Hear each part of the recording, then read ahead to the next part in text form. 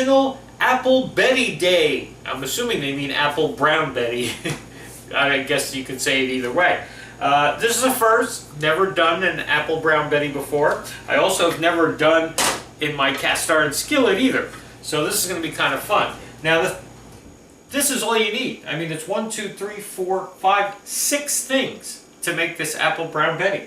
The hardest part of this dish is the prep, because you're going to have to peel these and core them and slice them, and that's going to be the most time-consuming part. So I won't sit here and have you watch me do all of that. I'm sure you all know how to do that.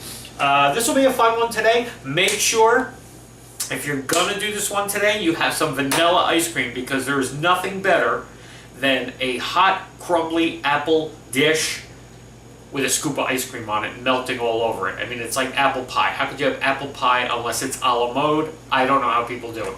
But I'm anxious to try this one today. It's gonna bake in the oven, so let me get prepping on my stuff here, and I'll be right back as soon as we have everything ready to go. I'll come back and show you the slicing, I guess. I don't know how much I want to bore you with this today, because it's gonna be so easy. But we'll have some fun anyway. Alrighty, be right back. Okay, for our Apple Betty today, you'll need 2 cups of plain panko breadcrumbs, 5 tablespoons of melted butter, 4 tart apples. I'm using Granny Smith today, peeled, cored, and sliced.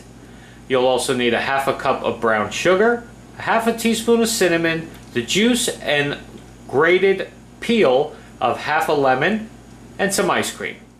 Okay, so there's all the hard work of slicing up these apples, coring them, peeling them, the whole spiel. I use my mandolin slicer just so I get some nice even slices. Some are small, some are big. Doesn't matter if it's pieces, who cares? Because it's all gonna go in there when you bake it up and you scoop it out and put some ice cream on it. You ain't gonna care if it's a big piece or a little piece. Just as long as they're all kind of thin so they cook evenly.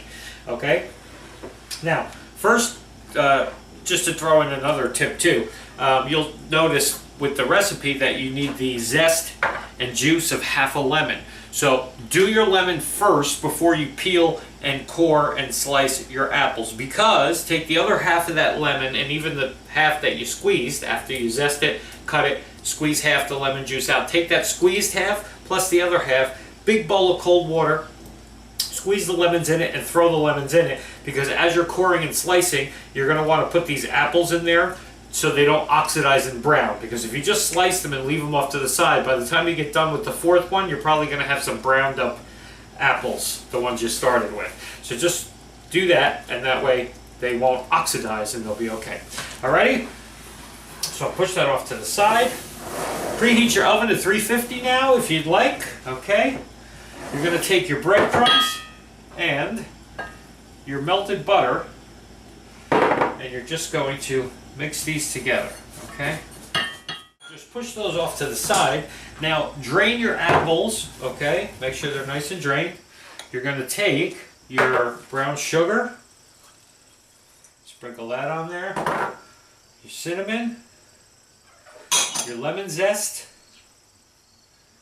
and your lemon juice. Okay? Got all the sugar on my hands now. And you're just going to toss that all together, okay? So the apples are nice and coated with this mixture. Okay, and then once that's all coated and mixed together, it's time to start assembling. Take about 1/3 of your crumb mixture here and spread that on the bottom of your cast iron skillet. Okay, just make a nice even layer there. Okay, and then what you're going to do is start layering apple slices on the top of that. Okay, and then once you have a nice layer of the apples, take another 1/3 of your panko breadcrumbs here, your buttered breadcrumbs, and sprinkle that on the top and make another layer of the breadcrumbs. And then, of course, stack another layer of apples. And then finally, you're just going to take the last of your breadcrumb mixture here and put that on the top. That's going to be our top coating. Okay, so you're basically making 2 layers of apple, 3 layers of the breadcrumbs, okay? Betty, now what you want to do, I have a couple slices of apples left, not a big deal. What I want to do though is take all of this juice from here, from the apples and the brown sugar cinnamon mixture.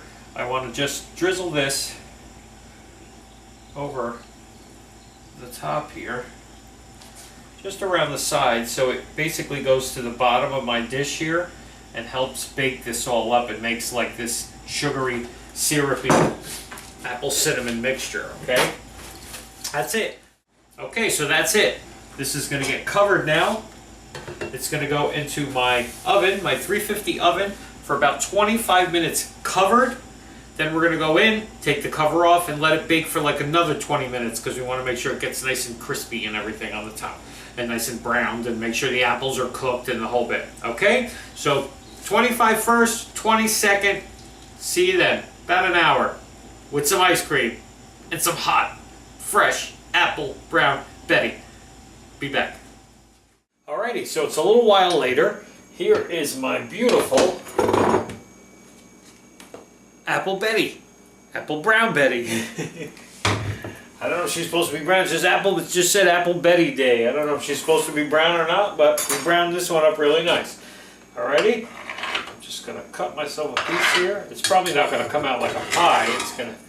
Oh, actually it kind of did, because we let it sit for a little while and rest. If we took it out as soon as it came out and it was like steaming hot, it probably would have all fallen apart, you know?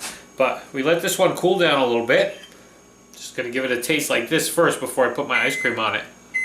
Oh, good man.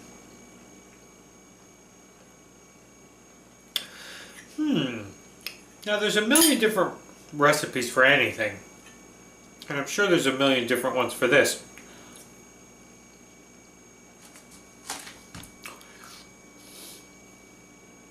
It's good, but it feels like it needs a little something. I mean, you get the tartness of the apples for sure. Feels like it needs a little more cinnamon or something. Like you get little hints of it, but it's not really powerful. But maybe it's not supposed to be like an apple pie. Maybe it's not supposed to be overly cinnamon, but it's really very tasty and tart. You definitely get the tartness of those Granny Smith. It's a great dessert. It's going to be better though when I just reheat it a little bit and put some ice cream on it. Alrighty? Apple Betty Day, everybody. If you know somebody named Betty, go get her an apple if that's all you can come up with for today. Alrighty? We'll see you tomorrow. I know a Betty. She'd actually like a piece of this. Maybe I'll give her a call. See you later.